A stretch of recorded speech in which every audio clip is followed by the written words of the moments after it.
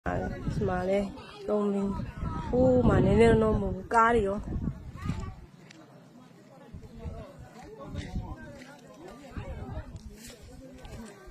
မကြည့်အောင်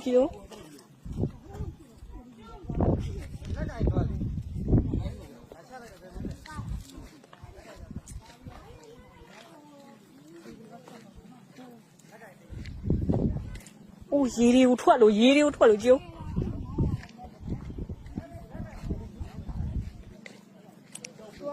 အောက်ထဲမှာမြည်ကြီးထားတဲ့အစီအစဉ်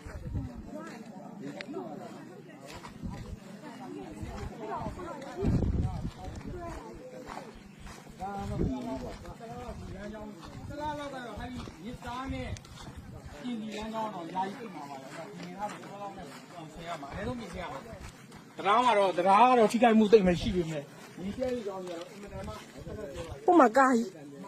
ဟုတ်ကဲ့ကိုဘက်ဆက်သွားလို့မရတော့ဘူးရတော့ဘူး ဘူးကဘာလို့ခင်ဗျားထုတ်ကြည့်လဲအဲ့ဒါကြီးကို ကားတစ်စီးမှာ လမ်းကြောင်းသွားတော့မဟုတ်ဘဲနဲ့အရှင်းမလို့ရတဲ့ခုရမှာဒါပါ